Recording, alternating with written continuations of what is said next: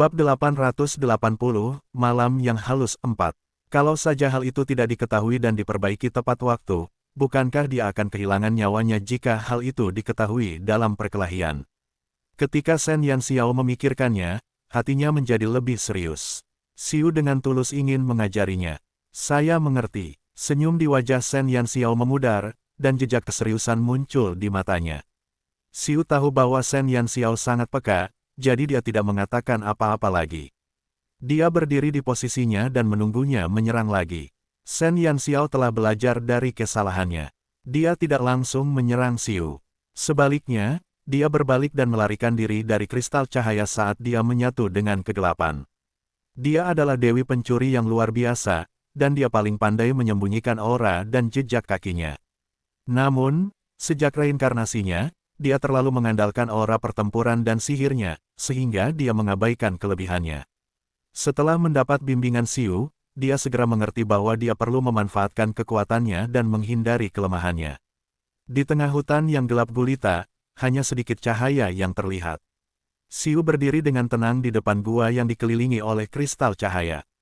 Dia hanya bisa mendengar angin bertiup melewati telinganya. Senyum samar mengembang di bibir tipisnya. Gadis kecil itu belajar dengan sangat cepat. Jika seseorang dari golongan kelas 2 mencari gadis kecil itu, mustahil menemukannya di malam yang sunyi ini. Hutan itu sunyi. Shen Yanxiao bagaikan seekor citah yang lincah saat ia menyatu dengan malam. Dia menyipitkan matanya dan menatap Xiu dalam cahaya. Kemudian, dia menahan auranya dan menekan aura pertempuran dan sihirnya. Saat dia menarik tali busur, aura tersembunyinya akan menyebar. Sebelum itu, dia harus menemukan sudut yang tepat dan memanfaatkan kesempatan terbaik untuk menyerang. Pemanah yang bersembunyi di kegelapan seperti penembak jitu modern. Mereka bersembunyi di tempat-tempat yang tidak diketahui sambil menunggu target mereka menunjukkan kelemahan sehingga mereka dapat membunuh mereka dalam satu tembakan. Semua persiapan ditujukan untuk momen itu. Shen Yanxiao memperlambat napasnya dan menyipitkan matanya. Tiba-tiba, kilatan tekad melintas di matanya. Dalam waktu kurang dari sedetik, dia mencabut anak panah dan dengan cepat membentuk segel dengan satu tangan. Dia selesai mengucapkan kutukan ketika anak panah itu terpasang sepenuhnya pada tali busur. Saat berikutnya, anak panah itu melesat di udara. Anak panah bagai kilat itu menembus langit malam, melesat membawa cahaya perak ke arah dahi Xiu. Meskipun ada kemajuan, itu masih belum cukup. Saat Shen Yanxiao melepaskan anak panah, Xiu segera merasakan aura pertempuran dan sihir yang meledak dalam kegelapan. Dia menyapu jarinya dan menangkis anak panah yang datang. Detik berikutnya, dia sudah terbang menuju sumber aura. Dalam kegelapan, ia mengulurkan tangan untuk menyentuhnya, tetapi ujung jarinya tidak merasakan kehangatan yang diharapkannya. Sebaliknya, benda itu dingin dan kaku. Di tengah kegelapan, Xiu melihat anak panah yang dipaku di dahan pohon. Anak panah itu memancarkan aliran kekuatan magis yang terus-menerus. Suara mendesing. Xiu tertegun saat mendengar suara anak panah. Dia berbalik dan meraih anak panah di tangannya. Saat dia memeriksa aura Shen Yanxiao, dia menyadari bahwa puluhan aura magis tiba-tiba muncul di lingkungan yang gelap gulita. Xiu menampakkan senyum langka di kegelapan malam. Dia akhirnya menggunakan otaknya. Aura yang kacau itu pastilah jebakan. Gadis kecil itu mulai bersikap serius. Hanya dengan mengganggu penilaian lawan, pemanah dapat melancarkan serangan. Dia belajar dengan cepat. Bab 881, Malam yang Halus 5. Anak panah lainnya melesat ke arah Xiu, dia pun dengan santai menjentikkan tangannya sebelum langsung melesat ke arah anak panah itu. Anak panah lain yang membawa kutukan pun siap menyambutnya. Xiu mengangkat alisnya. Tanpa sedikit pun rasa tidak sabar, dia mulai memainkan permainan, kejar-kejaran, dengan Shen Yanxiao. Xiu sangat cepat. Ia selalu mencapai posisi berikutnya dalam sedetik. Shen Yanxiao terkejut dengan kecepatannya, jadi ia tidak punya pilihan selain terus-menerus mengubah posisinya. Ia juga harus menahan auranya segera setelah melepaskan anak panah, atau ia akan terekspos. Tidak mungkin bagi Shen Yanxiao untuk mengubah posisinya segera setelah dia melepaskan anak panahnya, tetapi dia memiliki keterampilan lain. Panah patah. Ketika dia melepaskan anak panah pertama, dia akan segera mengikutinya dengan anak panah lain untuk mengubah arah anak panah pertama. Anak panah kedua tambahan akan dipaku ke batang pohon setelah mengenai anak panah pertama, sementara anak panah pertama akan mengubah arahnya. Dengan cara ini, Xiu tidak dapat menentukan posisinya. Sayangnya, Shen Yanxiao tidak sempat memamerkan kepintarannya karena Xiu terlalu cepat. Meskipun ia berhasil menutupi anak panah kedua dengan suara anak panah pertama, ia yakin bahwa Xiu akan segera menemukan triknya. Meskipun itu hanya trik kecil, Shen Yanxiao telah menghabiskan banyak tenaga. Jika dia menunda bahkan sesaat, aura pertempuran dan sihirnya yang tertahan akan mengungkapkan lokasinya. Dia hanya bisa menyelesaikan semuanya dalam waktu sesingkat mungkin dan kemudian mengambil kesempatan untuk melarikan diri. Dia melompat-lompat seperti kelinci. Namun, dia masih dalam suasana hati yang baik ketika melihat Xiu yang sedang diejek oleh tipuan kecilnya. Tidak butuh waktu lama bagi seseorang untuk menyadari bahwa kegembiraan yang luar biasa berubah menjadi kesedihan. Xiu telah menemukan trik tersebut ketika ia ditipu untuk kedua kalinya. Ketika anak panah ketiga melesat ke arahnya, ia memutuskan untuk tidak menyerang. Sebaliknya, ia menggeser tubuhnya sedikit untuk menghindari anak panah yang diarahkan ke dahinya. Alih-alih terbang ke arah anak panah tersebut, ia terbang ke arah yang berlawanan. Shen Yanxiao baru saja melepaskan anak panah dan sibuk berpindah ke posisi berikutnya, jadi dia tidak memperhatikan gerakan Xiu. Bagaimanapun, dia tidak dapat melihatnya dengan mata telanjang. Shen Yanxiao dengan lincah melompat ke dahan pohon dan menyipitkan matanya saat dia mencari Xiu. Dia membelalakan matanya dan melihat ke sekelilingnya, tetapi dia tidak melihat sosok ramping itu. Aneh sekali, apakah Xiu mulai menyembunyikan dirinya? Itu tidak masuk akal. Bukankah mereka sepakat untuk menjadikannya target hidup? Apa yang kamu lihat? Tiba-tiba, suara dingin bergema di belakang Shen Yanxiao. Shen Yanxiao menggigil dan melompat seperti seekor kucing yang bulunya berdiri tegak. Namun, ia lupa bahwa di bawahnya ada dahan pohon yang setebal lengannya, bukan tanah yang kokoh. Kepanikannya langsung membuatnya kehilangan keseimbangan dan tubuhnya mulai jatuh ke belakang tak terkendali. Oh tidak, apakah dia akan berhubungan intim dengan Ibu Pertiwi? Shen Yanxiao meratapi pantatnya, namun, dia tidak merasakan beban apapun saat terjatuh. Sebaliknya, punggungnya mendarat di dada yang tebal. Sepasang tangan melingkari ketiaknya, mencegah tragedi. Berdebar, Shen Yanxiao bisa mendengar detak jantungnya. Dia tahu siapa yang memeluknya, dan tidak ada kehangatan di dada tebalnya. Namun, anehnya itu menenangkan. Shen Yanxiao menelan ludah. Dia merasa aneh. Tanpa sadar dia menundukkan kepalanya dan memandangi lengan yang melingkarinya. Bab 882, Malam yang Halus 6. Lengan yang kuat, kokoh melingkari dadanya. Di sekitar dadanya, tidak lama setelah ulang tahunnya yang ke-14, bagian tubuhnya tertentu mulai berkembang, meskipun hanya sedikit.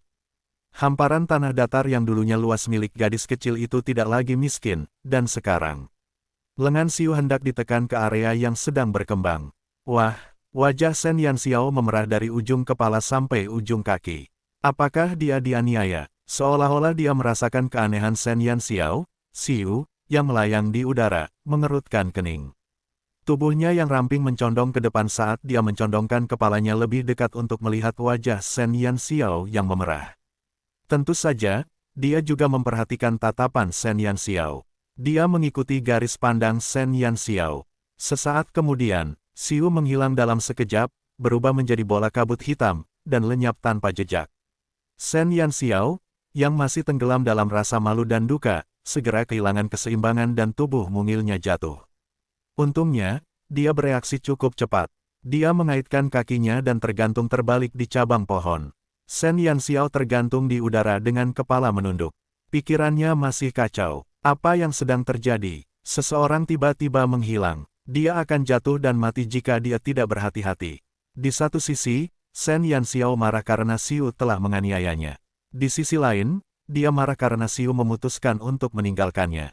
Dia tergantung terbalik di cabang pohon selama beberapa saat sebelum dia dengan lincah melompat dan mendarat di tanah. Shen Yanxiao memutuskan untuk berbicara baik dengannya. Bicara, mengapa dia mengusirnya di tengah jalan padahal dia sudah membantunya berdiri? Itu tidak masuk akal. Apakah kau ingin menyelamatkanku atau melemparku? Shen Yanxiao tidak menyadari bahwa fokusnya telah menyimpang puluhan ribu mil jauhnya seperti kuda yang berlari. Di antara dua argumen tentang dianiaya dan dijatuhkan hingga tewas, dia jelas lebih peduli dengan yang terakhir. Jelas bahwa seseorang belum menerima kenyataan bahwa dia bukan lagi seorang gadis kecil. Meskipun dia sedikit pemalu pada awalnya, rasa malu itu segera sirna karena kepribadiannya yang garang.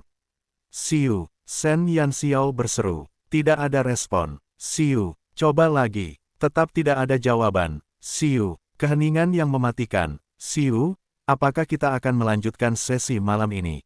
Shen Yanxiao terdiam. Mengapa dia tiba-tiba menjadi begitu sombong? Setelah lama terdiam, suara Xiu perlahan bergema di benaknya. Inilah akhirnya. Setelah dia mengatakan itu, tidak ada jawaban lagi.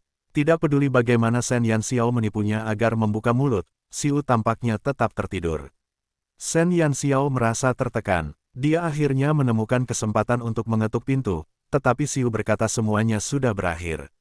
Namun, jika dia tidak ingin bekerja sama dengannya, dia juga tidak bisa menyeretnya keluar dari danau hatinya. Dia hanya bisa berlari ke berbagai sudut dengan hati tertekan dan mengumpulkan anak panah yang telah dilepaskannya. Setelah selesai, Shen Yanxiao kembali ke gua dan mengambil beberapa ransum kering untuk mengisi perutnya. Shen Yanxiao duduk di dalam gua dengan kaki disilangkan.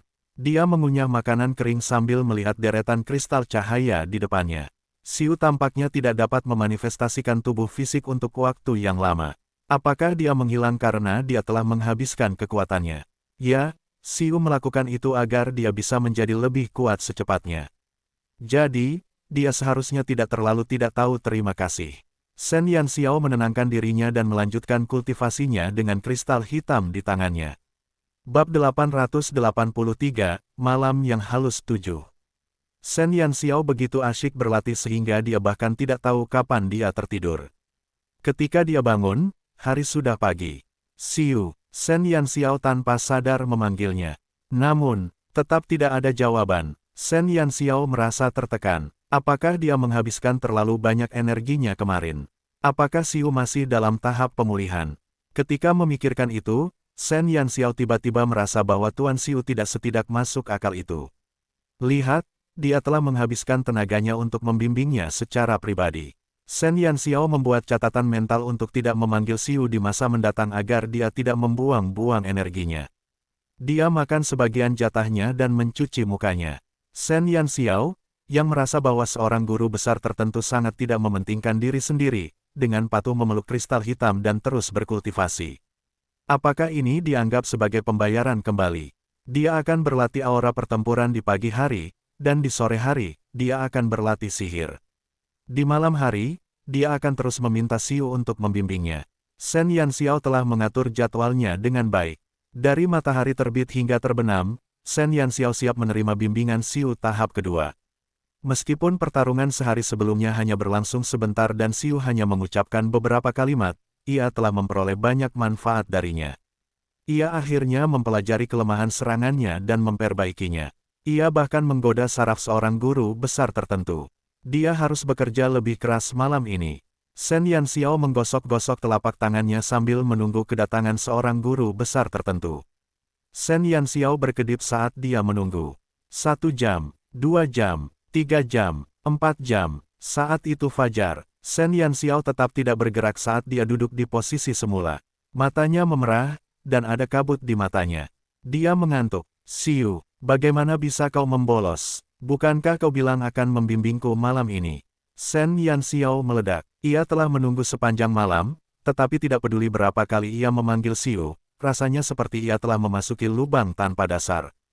Tidak ada jawaban. Shen Yanxiao sangat marah. Dia memusatkan pikirannya ke danau untuk menangkap seseorang yang membolos. Keheningan menyelimuti danau hatinya saat ombak di bawah kakinya menyebar keluar. Di tengah danau, sesosok tubuh ramping melayang dengan tenang di udara, menyilangkan kaki, dan memejamkan mata.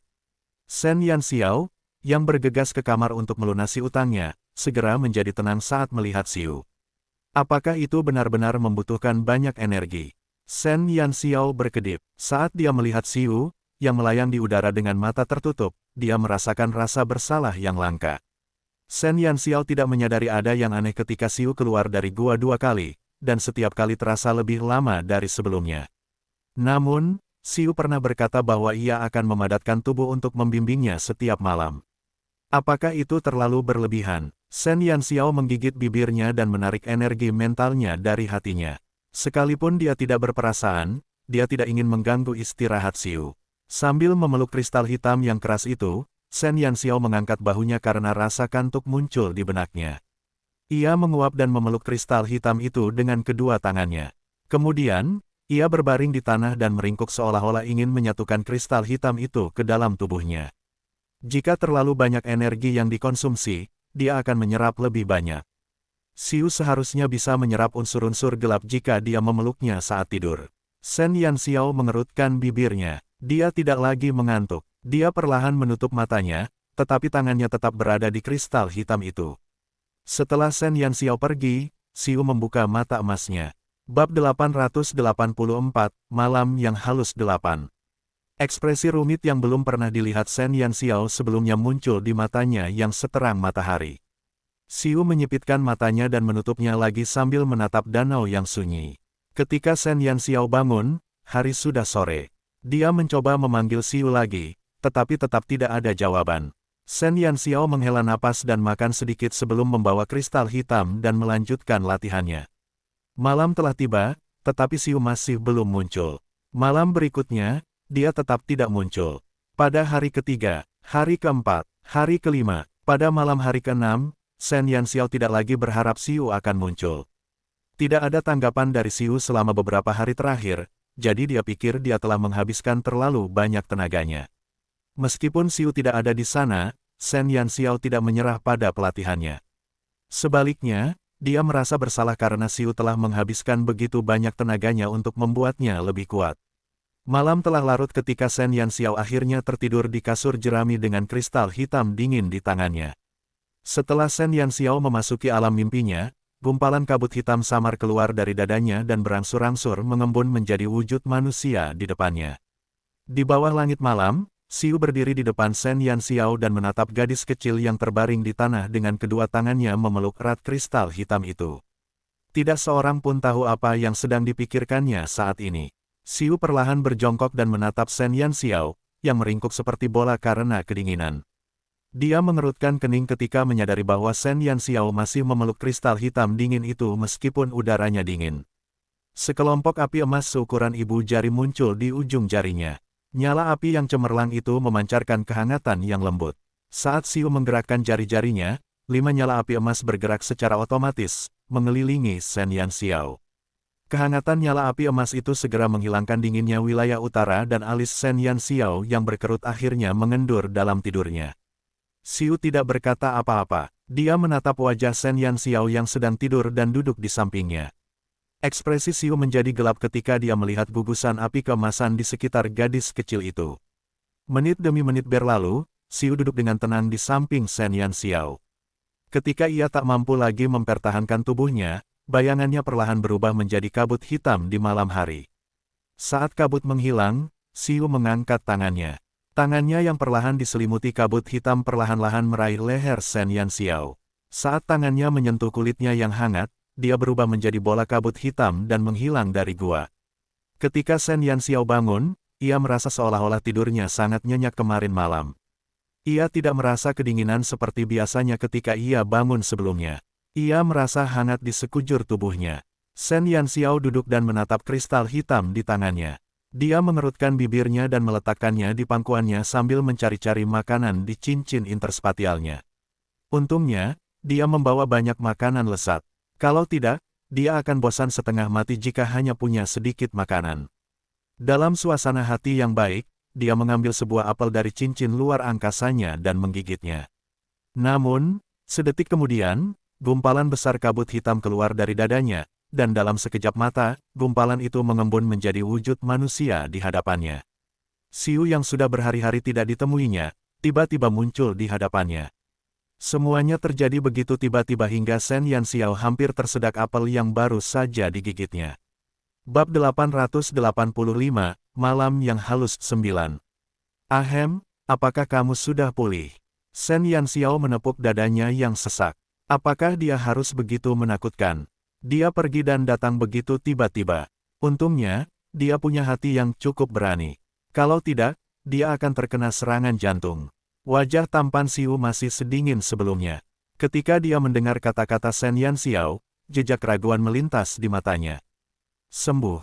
Shen Yanxiao memaksakan diri menelan apel itu, wajahnya masih memerah. Dia menunjuk Xiu lalu dirinya sendiri. Bukankah kau bilang bahwa membentuk tubuh jasmani itu melelahkan? Malam itu, kau tiba-tiba menghilang. Aku mencoba memanggilmu, tetapi kau tidak menjawab. Jadi, aku pergi ke Danau Hati untuk mencarimu, tetapi aku melihatmu sedang memulihkan diri di sana. Dia tidak pergi ke sana untuk membuat masalah, dia gadis yang baik, oke. Xiu mengerutkan kening. Namun, saat dia melihat kristal hitam di tangan Shen Yanxiao, dia sepertinya mengerti sesuatu. Shen Yanxiao tersenyum ketika dia menatap kristal hitam itu. Kupikir karena kau perlu menyerap unsur-unsur gelap di dalamnya untuk memulihkan diri, aku harus memegangnya setiap kali aku berkultivasi. Bukankah aku pintar? Shen Yanxiao menatap Xiu sambil tersenyum. Dia hampir saja mengayunkan ekornya yang berbulu halus ke depan dan ke belakang. Xiu menyipitkan matanya. Apakah itu alasan dia memeluk kristal hitam itu? Ya, kamu sangat pintar. Nada bicara Xiu tidak banyak berubah, tetapi tidak dapat disangkal bahwa dia memuji Shen Yanxiao. Shen Yanxiao, yang telah dipukuli oleh Xiu selama berhari-hari, akhirnya menerima penegasannya, dan senyum di wajahnya semakin dalam. Ngomong-ngomong, apakah kamu sudah pulih? Shen Yanxiao berkedip saat melihat Xiu. Dia seharusnya sudah pulih sekarang, kan? Xiu terdiam sejenak sebelum dia mengangguk. Shen Yanxiao tersenyum. Kalau begitu, bisakah kau terus membimbingku malam ini? Setelah bimbingan malam itu, Shen Yanxiao telah benar-benar melupakan dendam atas kematian Xiu yang tak sengaja menimpanya. Dia menunggu dengan penuh harap seorang guru agung untuk memberinya beberapa petunjuk.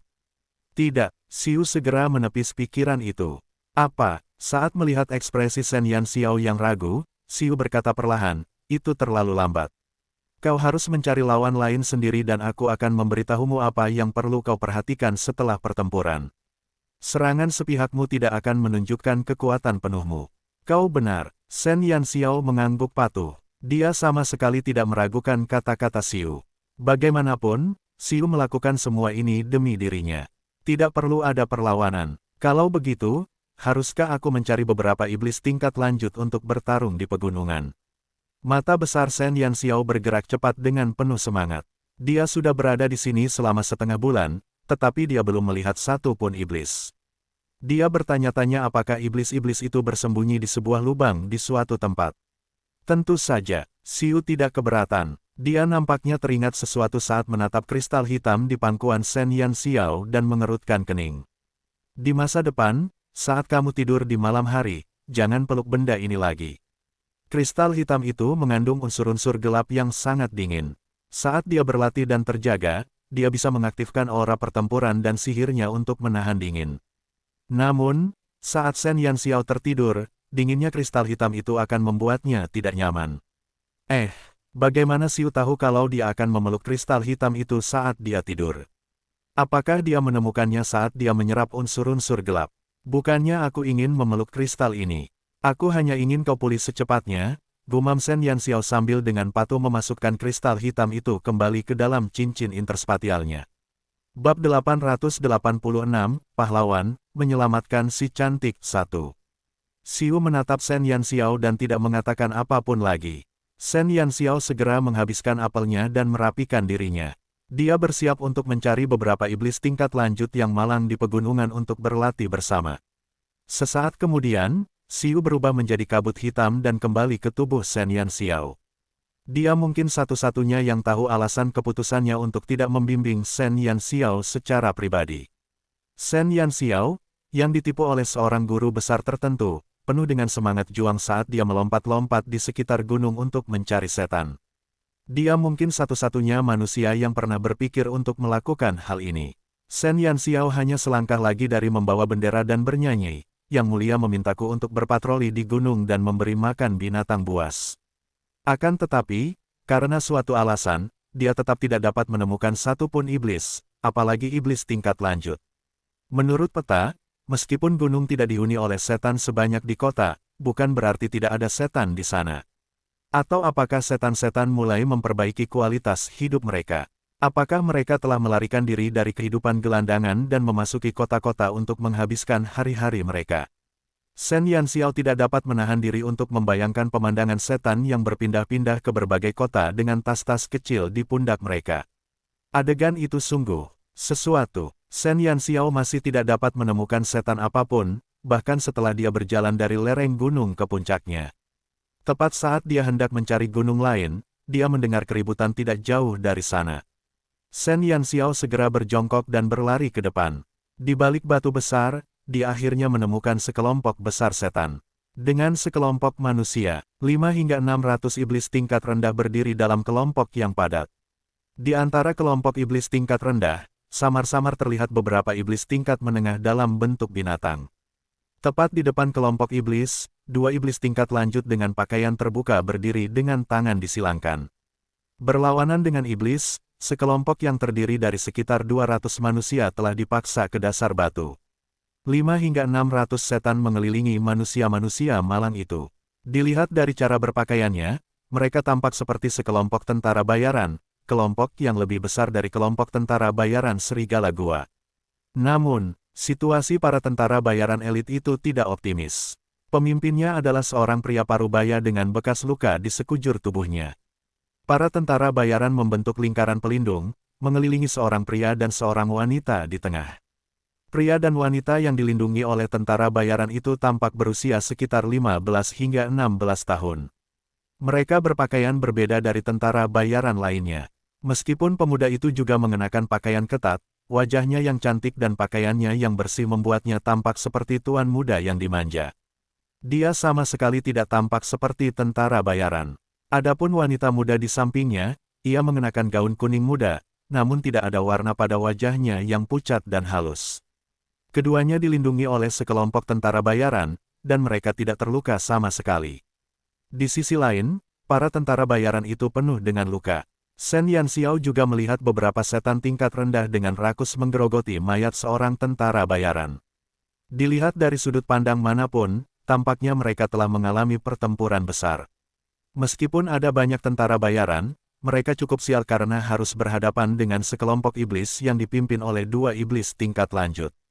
Bab 887, Pahlawan, menyelamatkan si cantik 2. Dari kelihatannya, mereka tidak akan bisa bertahan lebih lama lagi. Shen Yanxiao berjongkok di atas batu besar dan mengamati situasi. Setan dan manusia tidak ada bedanya baginya. Namun, dia akhirnya menemukan sekelompok setan setelah mencari cukup lama. Jika dia membiarkannya pergi begitu saja, bukankah akan sangat disayangkan? Shen Yanxiao menyentuh dagunya dan memikirkan ide bagus. Awalnya dia ingin menantang iblis tingkat lanjut untuk bertarung 1 lawan 1, tetapi dengan begitu banyak iblis tingkat rendah di sekitarnya, akan sulit untuk melanjutkan usahanya. Jadi mengapa tidak? Para tentara bayaran di dasar batu besar itu menatap setan-setan itu dengan putus asa. Fang Qiu terengah-engah saat darah terus mengalir dari luka di lengannya. Tim mereka datang ke pegunungan untuk mencari bahan obat. Sebagai pemimpin kelompok tentara bayaran yang besar, Fang Qiu memimpin sekitar 400 tentara bayaran ke dalam hutan. Mereka tidak menyangka akan menghadapi situasi seperti itu. Setan di pegunungan dan hutan berbeda dengan setan di kota. Setan di pegunungan dan hutan jarang sekali berkelompok dalam skala besar. Fang Qiu datang dengan harapan akan mendapat keberuntungan. Dia tidak menyangka akan mengalami musibah seperti itu.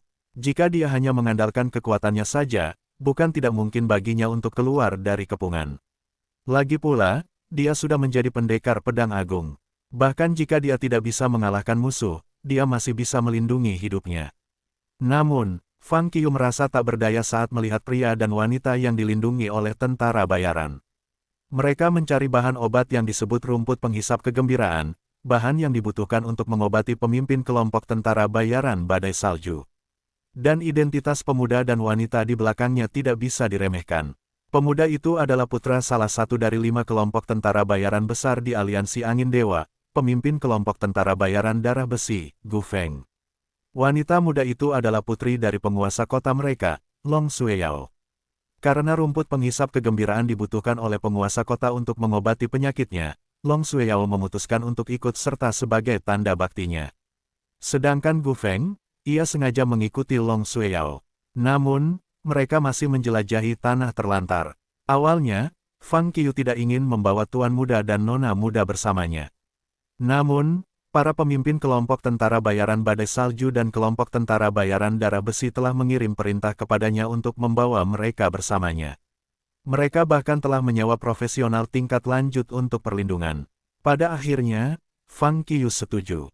Namun, saat mereka berhadapan dengan para iblis, 20 ahli tingkat lanjut itu dengan cepat kehilangan nyawa mereka di tangan dua iblis tingkat lanjut itu.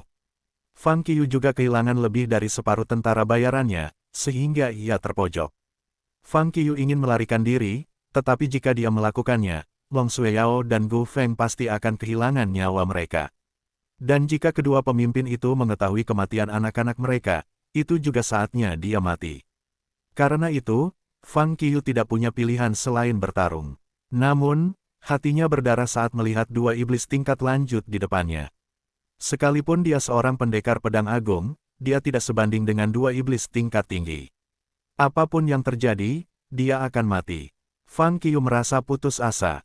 Dia hanya bisa melihat kedua iblis tingkat lanjut itu dan berkata, "Karena kalian berdua adalah elit di antara para iblis, saya yakin kalian tidak bersikap tidak masuk akal. Kami dari Blizzard City, dan meskipun Blizzard City dan para iblis tidak berhubungan baik selama bertahun-tahun, kami tetap hidup rukun. Jadi, mohon bermurah hati dan biarkan kami pergi." Setan tingkat lanjut biasanya memiliki IQ yang sama dengan manusia, jadi Fang Qiu tidak punya pilihan selain menggunakan metode itu untuk bernegosiasi dengan kedua iblis ini. Salah satu iblis tingkat lanjut tertawa terbahak-bahak seolah-olah dia telah mendengar lelucon paling lucu di dunia. Dia menatap Fang Qiu dan berkata, "Apakah aku salah dengar? Seorang manusia benar-benar berani bernegosiasi dengan iblis seperti itu. Jadi bagaimana jika kamu dari Blizzard City? Kamu manusia, dan kami iblis. Kamu adalah makanan kami." Bab 888, Pahlawan, Menyelamatkan si Cantik 3. Fang Qiu menggigil. Dia tahu bahwa meskipun iblis tingkat lanjut memiliki kecerdasan, mereka tetap akan memakan manusia. Dia tidak akan menggunakan metode seperti itu jika dia tidak dipaksa. Baiklah, Blizzard City terletak di wilayah utara tanah terlantar, dan kalian semua adalah iblis di sini. Penguasa kota tidak pernah mengganggu pesta kalian, dan dia juga telah berurusan dengan banyak iblis di kota. Sebagian besar iblis di sana akan memberi kita sedikit muka. Jika kalian dapat mengampuni nyawaku, aku akan meminta penguasa kota untuk menyediakan cukup banyak budak untuk kalian makan saat kita kembali. Fang Qiu berkeringat dingin. Shen Yanxiao mengerutkan kening saat dia berdiri di atas batu besar. Dia telah mendengar dari Dulang dan yang lainnya bahwa tiga kekuatan lain di tanah terlantar memiliki aturan saat berhadapan dengan iblis. Sekalipun mereka telah merampungkan pembangunan kota-kotanya, mereka masih perlu mengurus para iblis jika ingin mengamankan jalan menuju negara itu. Para penguasa kota telah sepakat bahwa mereka akan memberikan upeti kepada iblis tingkat lanjut di kota-kota terdekat. Upeti tersebut adalah budak yang dibeli dari Scar of Oblivion. Iblis memangsa manusia, tetapi permintaan manusia tidaklah tinggi. Banyak budak di Scar of Oblivion yang sudah tua, lemah, sakit, atau cacat, sehingga harga mereka sangat rendah. Bahkan untuk budak-budak yang kuat secara fisik yang dibeli Shen Yanxiao, mereka hanya bernilai 10 koin emas per budak. Sedangkan untuk budak-budak yang berada di ambang kematian dan tidak memiliki kemampuan untuk bekerja, mereka biasanya akan mendapatkan hingga 2 hingga 3 koin emas per budak. Tiga kota lainnya sering membeli budak-budak murah ini untuk membangun hubungan baik dengan setan di daerah mereka. Setelah setan-setan itu diberi makan, mereka tidak perlu khawatir lagi tentang serangan setan terhadap kaumnya sendiri. Transaksi gelap semacam itu selalu ada di berbagai kota di Forsaken Land. Setiap bulan, puluhan ribu budak akan dikirim ke kota-kota tempat para iblis tinggal untuk dimakan. Ketika Shen Yanxiao pertama kali mendengarnya, dia merasa jijik.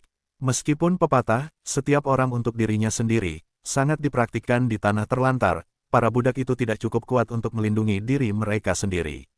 Jika mereka ingin melindungi tanah mereka, mereka harus mengorbankan para budak malang itu.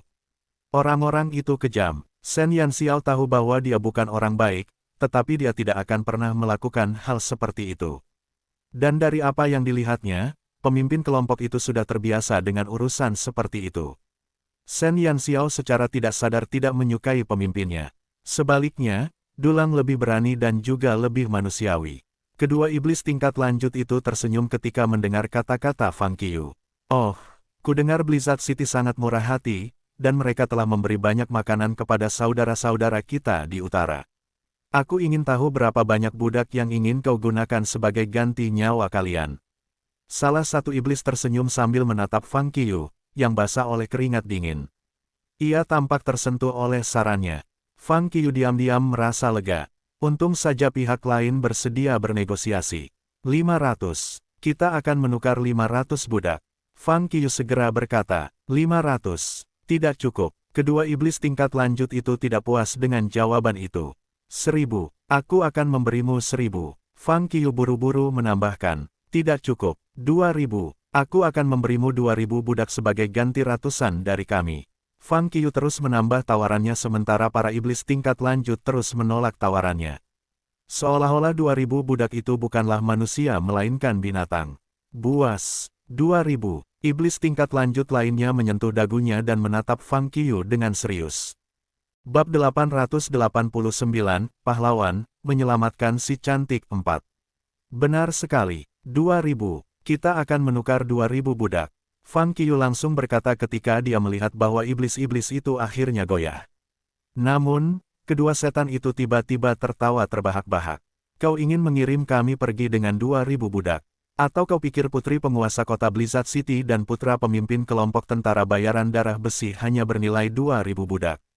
Iblis yang lebih tinggi dari keduanya mencibir sambil menatap wajah pucat Fang Qiu. Jejak kekejaman muncul di matanya. Kau, bagaimana kau tahu? Fang Qiu tercengang. Perilaku iblis tingkat lanjut tidak berbeda dengan manusia. Mereka bahkan bisa bersembunyi di antara kerumunan dan tidak ketahuan. Bagaimana aku tahu? Aku kebetulan berada di Blizzard City belum lama ini, dan aku tidak sengaja mendengar pembicaraanmu, pemimpin Fang Qiu. Iblis yang lebih tinggi itu tertawa sinis. Saat dia tertawa, siluetnya mengecil, dan sedetik kemudian, seorang lelaki tua bungkuk muncul di depan Fang Qiu. Itu kamu. Jantung Fang Qiu berdebar kencang. Ketika dia berbicara dengan kedua pemimpin di penginapan, pelayan yang mengantarkan makanan adalah lelaki tua di depannya. Namun, tidak ada yang menyangka bahwa lelaki tua yang rendah hati itu adalah seorang iblis. Yang lebih tidak dapat dipercaya adalah bahwa ada setan berkeliaran tepat di bawah hidung penguasa kota mereka. Saat itu, tak seorang pun memperhatikan lelaki tua itu. Kalau orang tua itu adalah setan, apakah itu berarti setan itu telah mendengar seluruh pembicaraan mereka? Jika demikian, identitas Long Shueyao dan Gu Feng tidak bisa lagi disembunyikan. Setan tingkat lanjut cukup cerdas untuk mengetahui pentingnya identitas mereka. Shen Yanxiao berbaring di atas batu besar dan melihat ke bawah ke pemandangan itu. Dia telah mendengar seluruh percakapan antara Fang Qiu dan kedua iblis itu. Meskipun dia membenci tindakan Fang Qiu, dia lebih terkejut dengan kelicikan iblis tingkat lanjut itu. Dia pernah mendengar bahwa beberapa iblis tingkat lanjut dapat berubah wujud menjadi manusia dan bergerak di sekitar habitat manusia. Mereka akan menggunakan berbagai macam metode licik untuk memikat manusia agar mau memakan mereka. Iblis tingkat rendah tidak memiliki persyaratan untuk makanan, tetapi iblis tingkat tinggi sangat pemilih. Mereka lebih menyukai ahli yang kuat karena sihir dan aura pertempuran manusia seperti bumbu dalam makanan mereka. Ketika dia pertama kali bertemu Fruit, ketertarikannya muncul ketika dia mencium aroma tubuhnya. Tampaknya kedua iblis itu sudah merencanakan sebelumnya dan tinggal menunggu para tentara bayaran memasuki perangkap. Sasaran mereka pastilah pria dan wanita yang dikelilingi semua orang. Putri dari penguasa kota Blizzard City dan putra dari pemimpin kelompok tentara bayaran darah besi. Menarik, Shen Yanxiao berkedip. Aliansi Angin Dewa adalah negara yang terdiri dari tentara bayaran, dan didirikan oleh 5 kelompok tentara bayaran paling bergengsi di benua Brilliance. Kelompok tentara bayaran Blizzard, kelompok tentara bayaran darah besi, kelompok tentara bayaran hitam, kelompok tentara bayaran cahaya suci, dan kelompok tentara bayaran Genesis. Kelima kelompok tentara bayaran super besar ini telah membentuk aliansi Angin Dewa saat ini ribuan tahun yang lalu. Pengambil keputusan tertinggi dari aliansi Angin Dewa adalah aliansi persaudaraan yang dibentuk oleh para pemimpin dari kelima kelompok tentara bayaran tersebut. Hanya para pemimpin dari masing-masing kelompok tersebut yang dapat memasuki organisasi tersebut. Segala sesuatu di aliansi angin dewa diatur oleh aliansi persaudaraan. Mirip dengan Kaisar Kekaisaran Longxuan, satu-satunya perbedaan adalah bahwa hanya ada satu orang yang berkuasa di Kekaisaran Longxuan, tetapi ada 5 orang di aliansi angin dewa.